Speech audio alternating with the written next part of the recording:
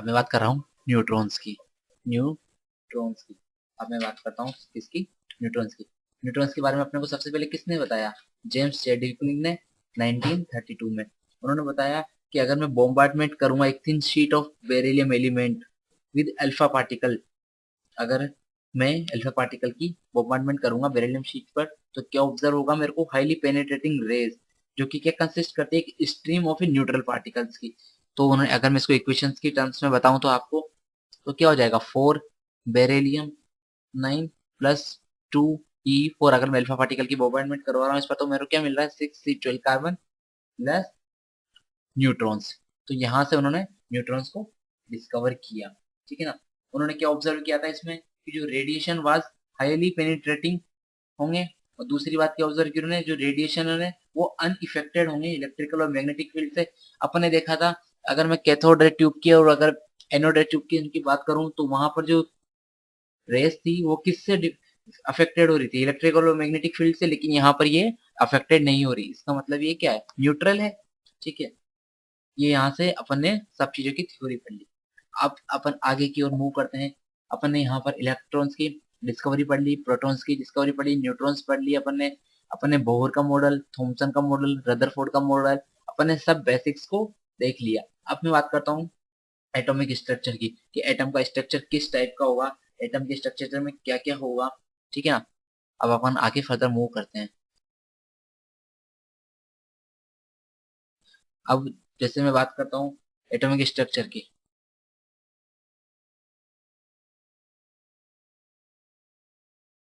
Atomic structure, अगर मैं बात एटॉमिक स्ट्रक्चर कर रहा हूँ, तो एटम क्या कंसिस्ट करता है?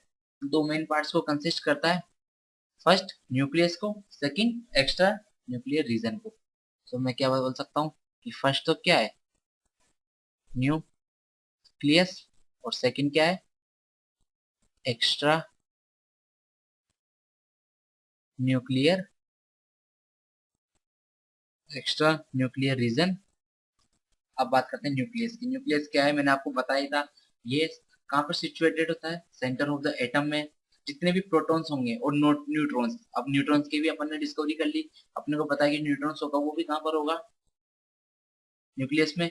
तो जितने भी प्रोटॉन्स और न्यूट्रॉन्स होंगे वो कहाँ होंगे? न्यूक्लियस में। न्यूक्लियस का चार्ज कैसा होगा? न्यूक्लियस की अगर मैं चार्ज की बात करता हूँ, तो पॉजिटिव चार्ज होगा। क्यों? क्योंकि प्रोटॉन्स को न्यूट्रॉन्स को कंटेन करता है। न्यूट्रॉन्स में कोई चार्ज नहीं होता, जबकि प्रोटॉन्स में पॉजिटिवली चार्ज होता है। इस वजह से न्यूक्लियस भी पॉजिटिवली चार्ज पार्टिकल होगा। बात करता हूँ मैं प्रोटॉन्स और न्यूट्रॉन्स दोनों को कलेक्टिवली किस नाम से जाना जाता है? न्यूक्लियॉन्स के नाम से। अगर आपसे कोई पूछे what is nucleons, not nucleus, nucleons. Nucleons क्या होगा? Proton and neutrons are collectively known as nucleons. ठीक है। न्यूक्लियस की रेडियस 10⁻⁻13 सेंटीमीटर। अगर मैं बात करता हूँ रेडियस की, तो कितनी? 10⁻⁻13 सेंटीमीटर। डेंसिटी कितनी होती है? 10⁻14। अगर मैं इसकी रेडियस की मैं बात कर रहा हूँ, तो वो है 10⁻⁻13 सेंटीमीटर। और अगर मैं डेंसिटी की बात कर रहा हूँ, तो है 10⁻14 ग्राम पर सेंटीमीटर क्यूब। ठीक है ना? अब अगर मैं बात करता हूँ एक्स्ट्रा न्यूक्लियर रीजन की। एक्स्ट्रा न्यूक्लियर रीजन, रीजन जो कि आउटसाइड न्यूक्लियस, न्यूक्लियस के बाहर का रीजन, जिसमें इलेक्ट्रॉन्स प्रेजेंट होते हैं और वो क्या करते हैं? रिवॉल्व करते हैं around the nucleus in orbit of fixed energy. Fixed energy के ऑर्बिट में करते हैं। ठीक है, these orbits are called energy levels. ठीक है। अब मैं बात करता हूँ किसी भी शेल में मैक्सिमम नंबर ऑफ इलेक्ट्रॉन्स कितने होंगे? मैक्सिमम नंबर ऑफ इलेक्ट्रॉन्स कितने हो सकते हैं? 2n²। अलग अलग सेल है, अपने को पता था, क्या पढ़ा था अपन ने? के एल एम एन, 4 शेल पड़े थे, उसमें अलग अलग इलेक्ट्रॉन्स होंगे, सब में नंबर्स ऑफ इलेक्ट्रॉन्स। तो एक पर्टिकुलर शेल में नंबर ऑफ इलेक्ट्रॉन्स कितने होंगे? Maximum 2n²। अगर मैं यहाँ पर फर्स्ट शेल की बात करूंगा के की, तो कितने हो जाएंगे? n बराबर 1 2। अगर मैं सेकेंड शेल की बात कर रहा हूँ l, तो कितने हो जाएंगे? 2n², n का स्क्वायर 4, 4 टू 8, 8 8 इलेक्ट्रॉन्स हो सकते हैं सेकेंड शेल में। अगर मैं थर्ड शेल रखता हूँ यहाँ पर, तो 3, 3 का स्क्वायर 9, 9 इंटू 2 18। तो थर्ड वाले में कितने हो जाएंगे? 18। ठीक है। फोर्थ की मैं बात कर रहा हूँ, तो इस टाइप से फोर्थ में हो जाएंगे 32। है ना? अब जो ये शेल्स है, उनको फर्दर किस में डिवाइडेड किया गया? सब शेल्स में, एस पी डी और एफ, 4 सब शेल्स थे, ठीक है, अलग अलग सब शेल्स में डिवाइड किया गया। अगर मैं बात करता हूँ एस पी डी एफ की, तो ये क्या है, एक शेल है, उसमें अलग सब शेल्स हैं, ठीक है। अब बात करता हूँ मैं ऑर्बिटल्स की।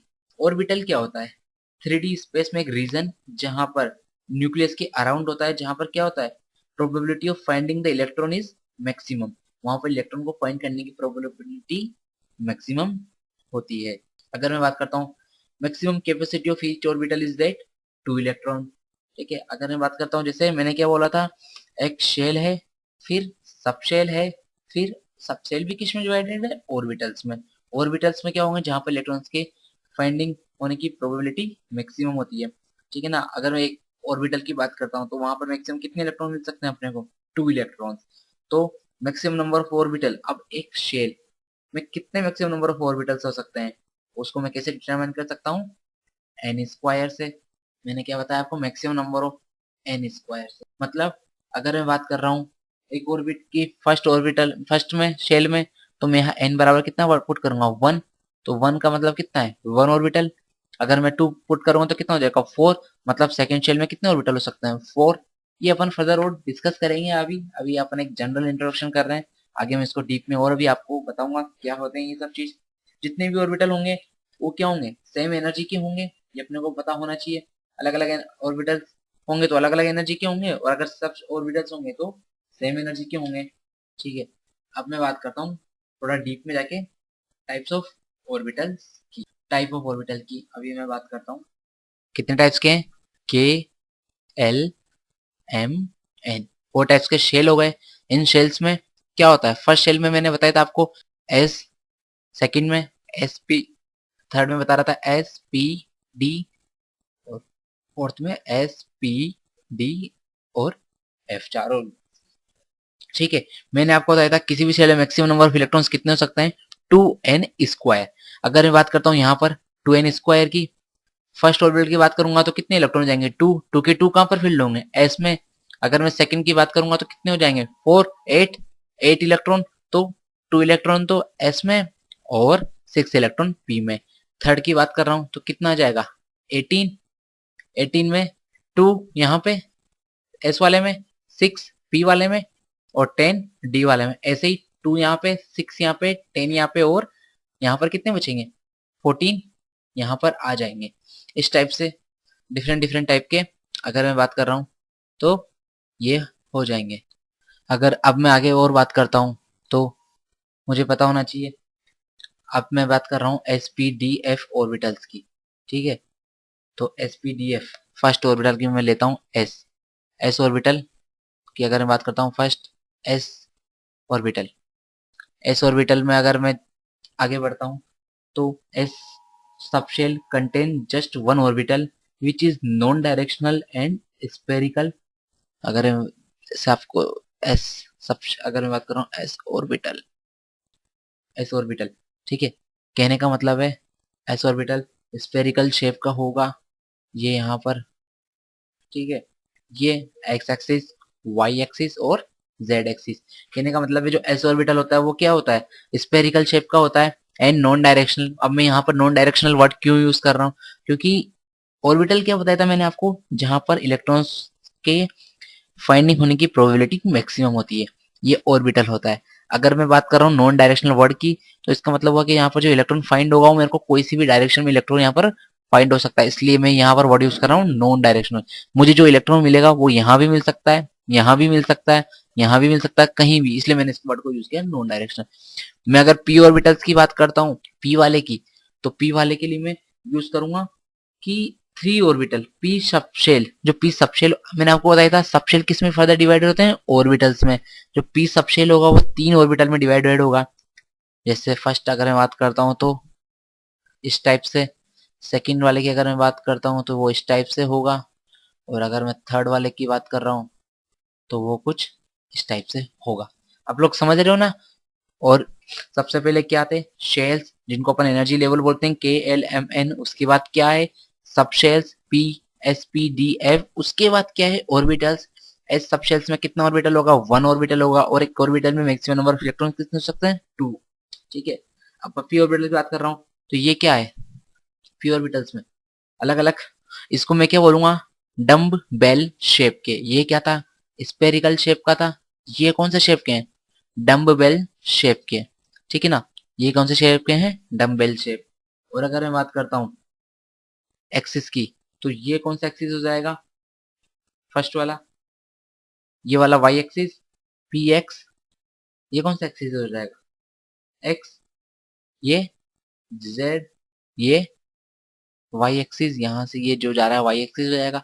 तो यहाँ पर मैं बोलूंगा इलेक्ट्रॉन मेरे को कहाँ पे फाइंड होगा, ओनली एक्स एक्सिस पे, एक ही डायरेक्शन में। यहाँ पर भी केवल इसी डायरेक्शन में फाइंड होगा, यहाँ पर भी मेरे को केवल इसी डायरेक्शन फाइंड होगा। तो मतलब मैं क्या बोल सकता हूँ, ये डायरेक्शनल है, केवल एक पर्टिकुलर डायरेक्शन में इलेक्ट्रॉन को फाइंड करने की प्रोबेबिलिटी है। अब मैं बोलूँ यहाँ पर इलेक्ट्रॉन यहाँ मिलेगा, तो पॉसिबल नहीं है, इसलिए मैं इनके लिए क्या वर्ड यूज करता हूँ, डायरेक्शनल और नॉन डायरेक्शनल वर्ड्स अलग अलग मैं यूज करता हूँ। ठीक है ना, ये कौन सा है, पी जेड वाला है, ये पी एक्स वाला था, और ये पी वाई।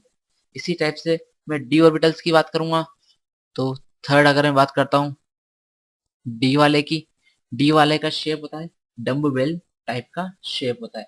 ठीक है ना, इसमें अगर नंबर ऑफ में इलेक्ट्रॉन्स की बात करता हूँ, तो मुझे 5 ऑर्बिटल्स मिलते हैं, उनके अलग अलग शेप्स होते हैं।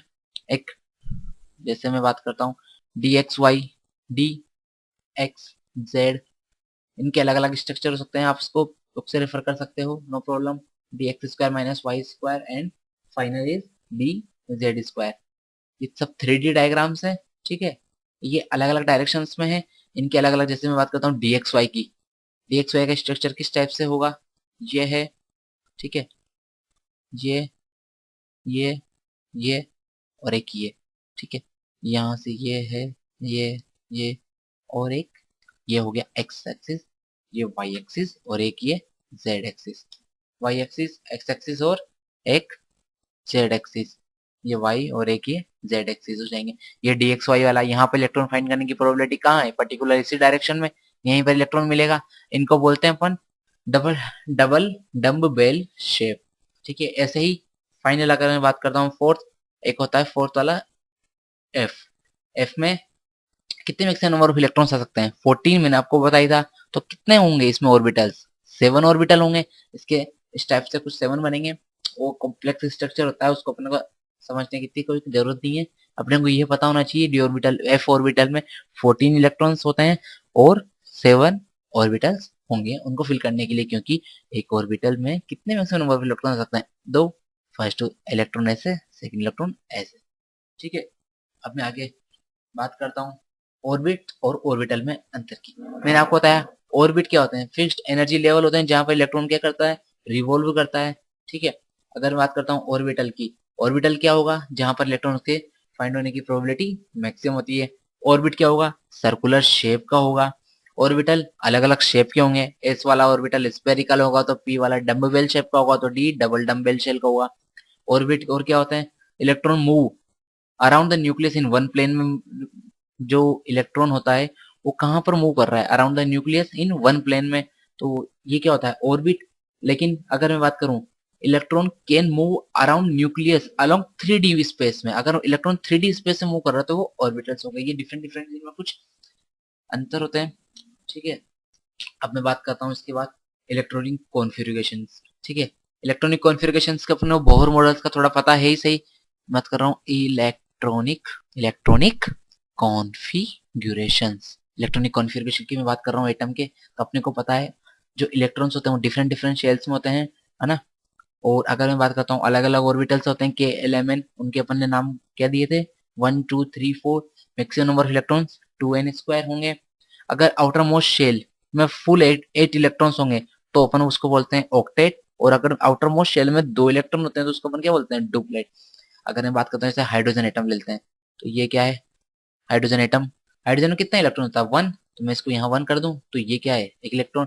अगर मैं बात करता हूँ ये सब सर्कुलर है शेप्स में, अभी बने नहीं है इसलिए आप डोंट माइंड, ऐसे मत समझना इनका शेप ऐसा है, इनका शेप सर्कुलर ही है।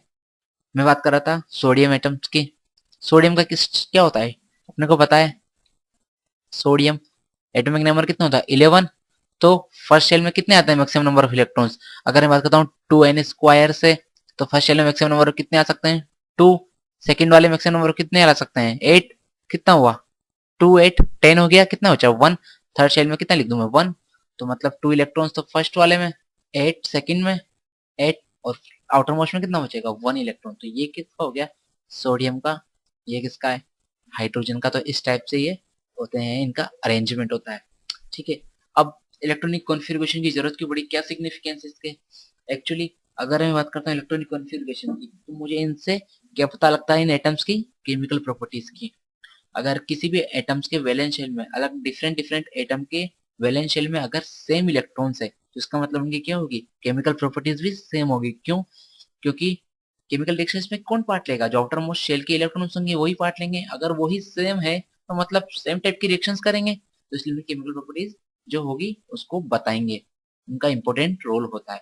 मैं बात करता हूँ किसी का आउटर मोस्ट शेल में अगर फुल है, मतलब कहने का मतलब 8 इलेक्ट्रॉन है आउटर मोस्ट शेल में, तो वो क्या होंगे? स्टेबल होंगे। क्योंकि अगर अपने को पता है स्टेबिलिटी के लिए जो नोबल गैसेस होती है उनके आउटर मोशन में कितने इलेक्ट्रॉन्स होते हैं? 8 इलेक्ट्रॉन्स। इसलिए वो स्टेबल्स होती है। इसलिए अगर किसी के आउटर मोशन में 8 इलेक्ट्रॉन्स, तो इसका मतलब वो क्या है? फुल है। मतलब वो नोबल गैसेस की तरह स्टेबल होंगे। और अगर मैं बात कर रहा हूँ अगर उनके आउटर मोशन में 8 इलेक्ट्रॉन से कम है, तो उनकी एनर्जी ज्यादा होगी, स्टेबिलिटी कम होगी। ठीक है। तो ये चीजें इंपॉर्टेंट रोल्स है इलेक्ट्रॉनिक कॉन्फ़िगरेशन के। अब मैं बात करता हूँ क्या क्या ऑर्डर होना चाहिए फिलिंग ऑफ इलेक्ट्रॉन्स को भरने का। सबसे पहले फर्स्ट मैं बात करता हूँ ऑफ बाउ प्रिंसिपल। ऑफ बाउ प्रिंसिपल की। ऑफ बाउ प्रिंसिपल। ठीक है। ऑफ बाउ प्रिंसिपल क्या होता है? ऑफ बाउ एक तरह से एक जर्मन वर्ड था। द वर्ड ऑफ बाउ जो था उसका मतलब है बिल्डिंग अप। मतलब बिल्डिंग अप मतलब बनाते जाओ इलेक्ट्रॉनिक कॉन्फ़िगरेशंस को। Aufbau principle state that in a ground state of an atom, किसी भी एटम की ग्राउंड स्टेट में electron enter to the orbital of the lowest energy first.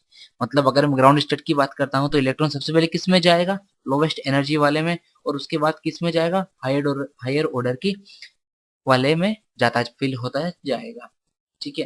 अगर मैं बात कर रहा हूँ हाफ बाउ के प्रिंसिपल की, तो उन्होंने बोला था कि जो ये 1s 2s 3s 4s इस टाइप से एक स्ट्रक्चर बना। 1s 2s 3s 4s 5s 6s and 7s। ठीक है। मैं बात कर रहा हूँ 2s के बाद क्या क्या आता है? 2s 2p। 3s के बाद 3p 3d 4p 4d और 4f 5p 5d और 5f 6p 6g और एक 7s। अगर मैं सबसे पहले अगर मैं इनको एरो के अकॉर्डिंग चलूं, तो यहाँ से फर्स्ट एरो, उसके बाद एरो, फिर ये यहाँ से 2p के बाद क्या आएगा? 3s। ठीक है। फिर यहाँ से 3p के बाद 4s 3d 4p 5s।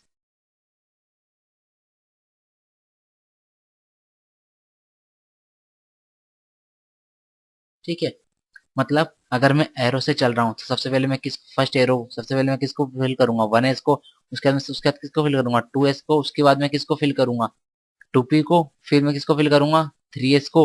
3s के बाद में कहाँ जाऊंगा? इस वाले एरो पे। यहाँ से फर्स्ट एरो कंप्लीट हो गया अपना। मैं बात कर रहा था ये फर्स्ट एरो कंप्लीट हो गया। इसका second arrow, third arrow, fourth arrow में 3p को फिल करूंगा पहले। उसके बाद में किसको फिल करूंगा? 4s को। फिर मैं फिफ्थ एरो पे जाऊंगा, तो मैं पहले 3d को फिल करूंगा। अगर मैं बात करता हूँ तो पहले मेरे को क्या फिल करना चाहिए था? 3s के बाद 3p फिर 3d। लेकिन एक्चुअली में 3d में बाद में फिल करता हूँ। 3d के पहले मैं क्या फिल कर रहा हूँ? 3p के बाद 4s को। ऐसा क्यों? क्योंकि जो 4s की जो एनर्जी होती है वो 4s की एनर्जी होती है वो 3d से कम एनर्जी होती है। और अबव का प्रिंसिपल क्या कहता है? पहले लोवेस्ट एनर्जी वाले में फिल करो। तो लोवेस्ट एनर्जी वाले में फिल करना चाहिए। ठीक है। अब मैं बात कर रहा हूँ सेकेंड रूल्स की, जो था Pauli exclusive exclusion principle. Pauli ने क्या बताया था कि कोई भी ऑर्बिटल वो can not accommodate more than 2 electron. किसी भी ऑर्बिटल में 2 इलेक्ट्रॉन से ज्यादा नहीं आ सकते। If there are 2 electrons in each orbital, तो मस्ट वो किसके होंगे? अपोजिट साइन के। जैसे मैंने आपको बताया था ये एक ऑर्बिटल है, इसमें मैक्सिमम नंबर ऑफ कितने इलेक्ट्रॉन आ सकते हैं? 2। तो एक तो फर्स्ट ये, और वो सेकंड कैसा होगा? अपोजिट साइन का। तो इस टाइप का होगा। ठीक है, एक और मैं बात करता हूँ तीसरा, हंस रूल की। हंस रूल क्या कहता है कि जो पहले इलेक्ट्रॉन्स भरोगे आप, वो किस में भरने चाहिए, पहले सब में सिंगल सिंगल इलेक्ट्रॉन्स को भरते जाओ, उसके बाद आप दूसरे इलेक्ट्रॉन्स को भरो। कहने का मतलब है जैसे अगर ये है डी ऑर्बिटल है 1 2 3 4 5, अगर कोई डी ऑर्बिटल जैसे, तो मैं पहले जो नंबर ऑफ इलेक्ट्रॉन्स होंगे वो मैं कैसे फिल करूंगा, ऐसे सब में पहले मैं एक एक इलेक्ट्रॉन्स को ऑक्यूपाई कराऊंगा, उसके बाद में सेकंड सेकंड इलेक्ट्रॉन्स को इनमें फिल करूंगा। अगर मैं ऐसे फिल करता हूँ इसमें 1 2 3 4, अगर मैंने ऐसे फिल कर दिया तो ये कहना गलत होगा, ये सही होगा। तो ये अपने को शुरू बताता है। ठीक है, तो इलेक्ट्रॉनिक कॉन्फ़िगरेशंस में अगर अब आपके इलेक्ट्रॉनिक कॉन्फ़िगरेशंस के लिए मैं एक और इम्पोर्टेंट रूल बताता हूँ। इम्पोर्टेंट रूल ये है रामबाण, इसके अलावा कहीं से आपके कुछ नहीं आ सकता। एक रूल होता है N+L का, ठीक है, N+L रूल। ये क्या होता है, जैसे आप बाबू का प्रिंसिपल है ना, उसने बोला था लोएस्ट नंबर ऑफ, तो जिसके लिए N+L की वैल्यू कम आएगी उसके लिए मैं पहले उसको फिल करूंगा। अब बात करते हैं N+L। N और L होते क्या है, तो मैं इसके लिए पहले आपको क्या बताता हूँ, एक क्वांटम नंबर्स बताता हूँ। ठीक है, फर्स्ट 4 टाइप्स के क्वांटम नंबर होते हैं। फर्स्ट अगर मैं बात करता हूँ क्वांटम नंबर की, तो होता है प्रिंसिपल क्वांटम नंबर। ठीक है, प्रिंसिपल क्वांटम नंबर होते क्या है वैसे, तो जो इलेक्ट्रॉन्स की पोजीशन और एनर्जी को डिस्क्राइब करते हैं वही क्या होते हैं, क्वांटम नंबर्स। मतलब 4 numbers are required, 4 number required है किसके लिए, इलेक्ट्रॉन्स की पोजीशन और एनर्जी को बताने के लिए, तो उनको बोलते हैं क्वांटम नंबर्स। फर्स्ट अगर मैं बात करता हूँ तो प्रिंसिपल क्वांटम नंबर की, principal quantum number, principal quantum number. ठीक है ना, प्रिंसिपल क्वांटम नंबर को अपन एन से डिनोट करते हैं। मैंने बताया था 4 एनर्जी लेवल्स होती है, 4 शेल्स होते हैं, 1 2 3 4, यही क्या होते हैं प्रिंसिपल क्वांटम नंबर। फर्स्ट वाला क्या होगा, K L M N, ये क्या करते हैं, डिस्टेंस को बताते हैं किसकी, उस एनर्जी लेवल्स की। अगर मैं बात करता हूँ एन की वैल्यू 3 है तो इसका मतलब थर्ड ऑर्बिटल होगा, तो बहुत ज्यादा डिस्टेंस पे होगा, उनकी रेडियस को बता रहे हैं। ठीक है ना, और एन रेडियस को डिस्टेंस को बताते हैं। सेकंड क्वांटम नंबर्स की अगर मैं बात करता हूँ तो सेकंड क्वांटम नंबर क्या होगा, azimuthal, azimuthal quantum number, azimuthal number. इसको मैं किससे रिप्रेजेंट करता हूँ, एल से। ठीक है, अजीमुथल क्वांटम नंबर क्या होता है, सोमरफील्ड ने दिया था। ये क्या करता है, जो एंगुलर मोमेंटम होता है किसी भी इलेक्ट्रॉन्स का उसको डिटरमाइन करता है, उसको बताता है। इसको अपन ऑर्बिटल एंगुलर मोमेंटम के नाम से भी जानते हैं, या मैं बात करूं सब्सिडायरी क्वांटम नंबर के नाम से इसको अपन जानते हैं। ठीक है, अगर मैं बात करता हूँ एन की वैल्यू और एल की वैल्यू में, एन की वैल्यू अगर मैं बात कर रहा हूँ 1 है तो एल की वैल्यू कितनी होगी, 0। मतलब फर्स्ट सेल में क्या होगा, एस, तो एस की वैल्यू कितनी होती है, 0। एन इजिकल टू 2 है, सेकेंड सेल में क्या क्या होता है, एस पी, एस की वैल्यू 0, पी की 1, तो क्या क्या होंगे, एस और पी। इस टाइप से 0 1 2, तो क्या क्या हो जाएगा, एस पी डी। ठीक है, 0 1 2 3, तो S P D and F हो जाएंगे। ठीक है, ये आप समझ गए। अगर मैं बात करता हूँ रिलेटिव एनर्जी ऑफ वेरियस सब शेल्स की, तो सबसे ज्यादा एनर्जी किसकी होगी, एस के बाद पी की, फिर डी की और फिर एफ की। चारों की एनर्जी लेवल्स की बात करता हूँ, इसीलिए तो मैंने सबसे आपको बताया था 3p से पहले मैंने किसको फिल किया था, 3p के बाद मैंने 3d को फिल नहीं किया था, पहले 4s को फिल किया था, क्योंकि 3d की एनर्जी 4s से ज्यादा होती है। ठीक है, अब अगर मैं बात करता हूँ थर्ड क्वांटम नंबर की, हाँ एक चीज और, मैक्सिमम नंबर ऑफ इलेक्ट्रॉन किसमें प्रेजेंट इन सबशेल में कितने हो सकते हैं, कोई भी सबशेल है मानो एस की, उसमें मैक्सिमम नंबर ऑफ इलेक्ट्रॉन कितने होंगे, 2 × 12 + 1। अगर मैं बात कर रहा हूँ थर्ड सबशेल की, थर्ड सबशेल की, तो एन एल की वैल्यू कितनी हो जाएगी, अलग अलग डिफरेंट हो जाएगी, उसमें मैक्सिमम नंबर ऑफ इलेक्ट्रॉन्स अलग अलग होंगे। ठीक है, तो एल की वैल्यू कितनी हो जाएगी एस के लिए, 0। 0 पुट करूंगा मैं यहाँ पर तो क्या आ जाएगा, 2। अगर मैं पी सबशेल्स के लिए निकालने वाला हूँ, पी के लिए, तो मैं क्या यूज करूंगा, पी की वैल्यू 1, पी की वैल्यू कितनी होगी एल के लिए, मतलब पी के लिए एल की वैल्यू 1 होगी, एल की वैल्यू 1 पुट करूंगा तो कितना जाएगा, 3 × 6, तो मतलब पी ऑर्बिटल में कितने, पी सबशेल में कितने हो जाएंगे, 6, इसमें 2। इस टाइप से मैं डी के लिए निकालूंगा तो डी के लिए एल की वैल्यू कितनी आएगी, 2 2 4 5, 5 × 2 10, तो डी के लिए 10 इलेक्ट्रॉन्स, तो ऐसे अपन इसको निकाल सकते हैं। ठीक है, अब मैं बात कर रहा हूँ थर्ड मैग्नेटिक क्वांटम नंबर की। इसको मैं रिप्रेजेंट करता हूँ m से, मैग्नेटिक क्वांटम नंबर, इसको मैं रिप्रेजेंट करता हूँ m से, ठीक है। मैग्नेटिक क्वांटम नंबर क्या होता है? दिस क्वांटम नंबर क्या डिस्क्राइब करता है? बिहेवियर ऑफ इलेक्ट्रॉन को इन मैग्नेटिक फील्ड में, ठीक है। जो मैग्नेटिक फील्ड का जो बिहेवियर होगा इलेक्ट्रॉन्स का, वो उसको डिस्क्राइब करता है, ठीक है। अगर मैं बात करता हूँ, अगर मैं एल की वैल्यूज के लिए, अलग अलग एल की वैल्यूज के लिए एम की वैल्यू कितनी होती है? अलग अलग एल की वैल्यूज के लिए एम की वैल्यू होती है -L2 प्लस एल तक। मैं कहने का मतलब है, अगर एल की वैल्यू -2 है तो एम की वैल्यू क्या क्या हो जाएगी? एम की वैल्यू -2, एल की वैल्यू 2 है, एल इज इक्वल टू 2, तो एम की वैल्यू -2, -1, 0, +1 एंड +2। ये डिफरेंट डिफरेंट वैल्यूज हो जाएगी। ये मैग्नेटिक क्वांटम नंबर से। अब मैं थर्ड की बात, अगर मैं एक फोर्थ की बात करता हूँ तो हाँ, और अगर मैक्सिमम नंबर 4 बिटल इन सबशेल 12+1 पता है अपने को। स्पिन क्वांटम नंबर की मैं बात करता हूँ 4 स्पिन, इसको मैं किससे डिनोट कर दूंगा? एस से। Spin quantum number, spin quantum number क्या होता है? गोल्ड स्मिथ ने दिया था that electron in an atom is not only revolving around the nucleus but it is also spinning around the its own axis. कहने का मतलब जो इलेक्ट्रॉन होता है वो केवल न्यूक्लियस के अराउंड ही स्पिन नहीं कर रहा, वो उसके एक्सिस के अराउंड भी स्पिन कर रहा है, ठीक है।